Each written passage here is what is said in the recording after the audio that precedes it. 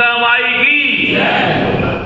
उपस्थित प्रबुद्ध रेगर समाज के सम्मानीय सदस्यगण,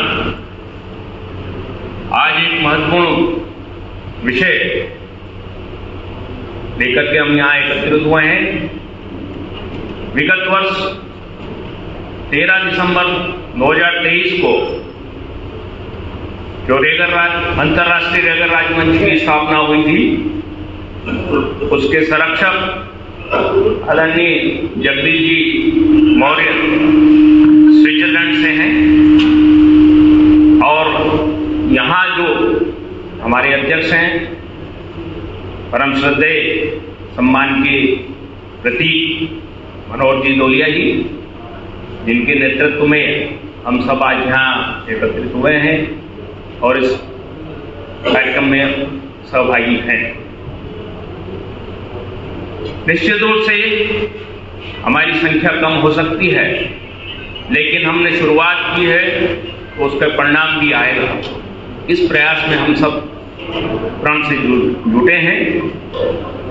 मैं शुरुआत कहाँ से करूँ, ये थोड़ा सा मुझे सोचना पड़ रहा है, लेकिन जो भाई साहब ने मुझे विषय दिया है उस विषय के अनुरूप शब्द है राजनीति। राजनीति एक बहुत गहरा और विस्तृत शब्द है। कहीं कूटनीति है, कहीं रणनीति है और सबको पराजित कर दे वो राजनीति है। और इस राजनीति में हमें सहभागी होना है। देश आजाद हुआ, आज 75 वर्ष से अधिक हो गया। हमारी शक्ति को हम पहचान नहीं पाए। हम लोगों ने जो सोचा था, हम सोचते हैं कि हमें कुछ करना नहीं है, स्वतः होता रहेगा। प्रकृति का नियम है, वही बीज अंकुरित होगा जो तपेगा, जो सिंचित होगा और अंकुरित होगा। हम ये कह सकते हैं कि हमारे समाज में कोई कमी नहीं है। हमारे समाज में अगर कोई कमी है तो वह है एकता। हम एक दूसरे को स्वीकार नहीं करते हैं, हम एक दूसरे का सम्मान नहीं करते हैं और सम्मान सब चाहते हैं। तो ये हमारा एक बहुत बड़ा कमजोरी हम कह सकते हैं। जहाँ तक राजनीति का शुरुआत की बात हुई है, दिल्ली वो जगह है जहाँ से देश चलता है और यहाँ की शुरुआत रेगर समाज के डॉक्टर खूबराम जी जाजोरिया साहब जब यहाँ से एमई बने, शायद मुझे ध्यान है कि सन 52 या उसके आसपास वे यहाँ से सांसद बन चुके थे। उसके बाद सुंदरवती नवल प्रभाकर जी बनी, नवल प्रभाकर जी बने और इस प्रकार से चलते चलते दिल्ली से 1980 में स्वर्गीय धर्मदास जी शास्त्री साहब यहाँ से सांसद बने। मैं आपको इतना बताना चाहता हूँ कि राजनीतिक रूप से हम कभी कमजोर नहीं रहे, लेकिन जो वैक्यूम आया, जो कमी आई, वो 1984 के बाद आई। 1980 तक हम राजनीतिक रूप से बहुत मजबूत थे। लगभग हमारे 2 सांसद उस समय थे, बिरदाराम की शायद में राजस्थान से थे और शास्त्री जी दिल्ली से। जहां विधायकों की बात की जाए, राजस्थान से करीब करीब 4 विधायक उस समय थे, जिसमें स्वर्गीय श्री छोगाराम जी भैया साहब थे, छोगाराम जी बकौलिया साहब थे।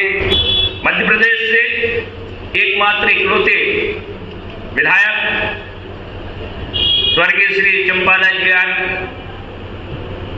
जिनका मैं पुत्र हूं, वे रहे। देखिए, संकट और संकट में संघर्ष बहुत जरूरी है।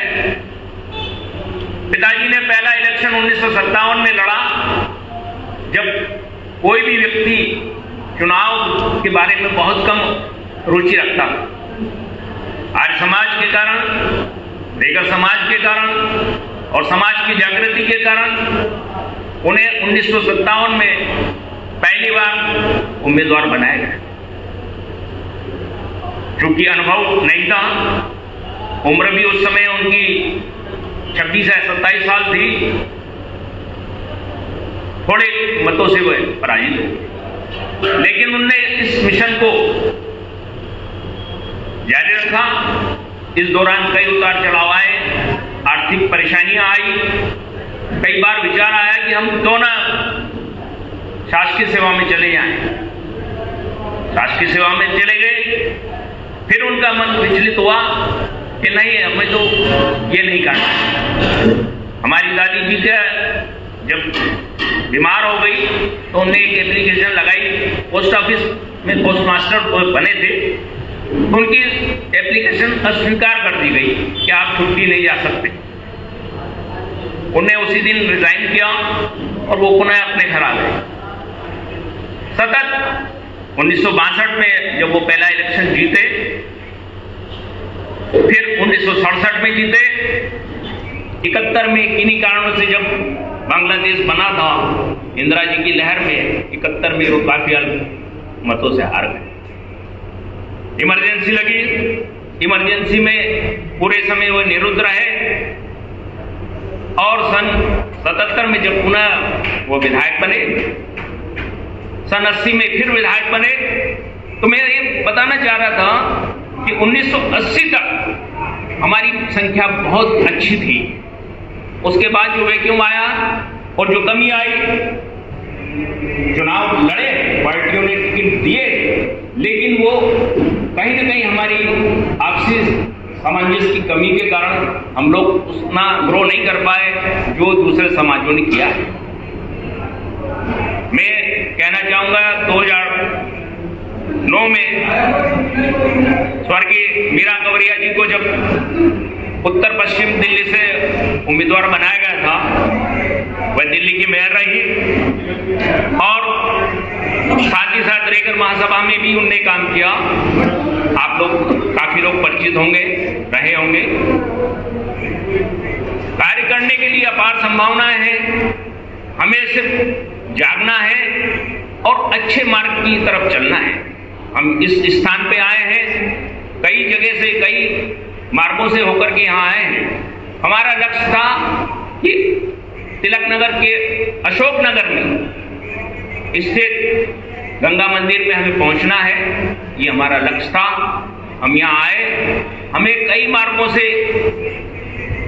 अनजाने मार्गों से भी होते हुए यहाँ पहुंचने का हमारा लक्ष्य था। हमने लक्ष्य को प्राप्त किया।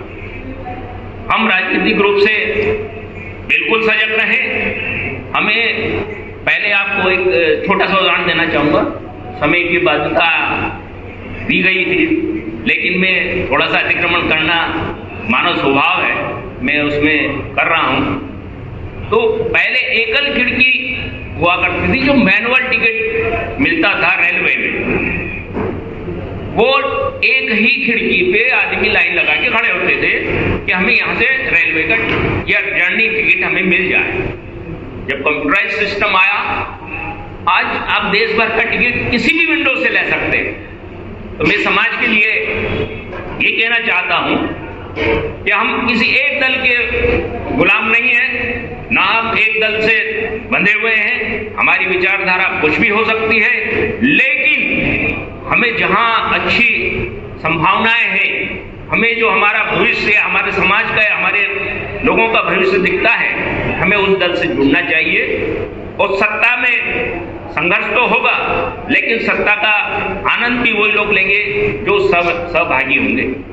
हम कई बार ऐसे दलों में चले जाते हैं जो खुद अपने आप में परेशान हैं, मैं किसी का नाम नहीं लूंगा, लेकिन जो नीति निर्णय लेने की क्षमता रखते हैं, यदि हम उस दल से विरोध करते हैं, हम उस दल से दूर भागते हैं, तो हमारा भला कैसे संभव है?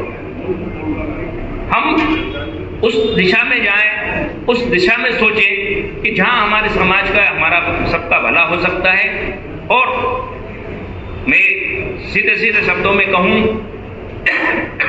समझदार को इशारा काफी है।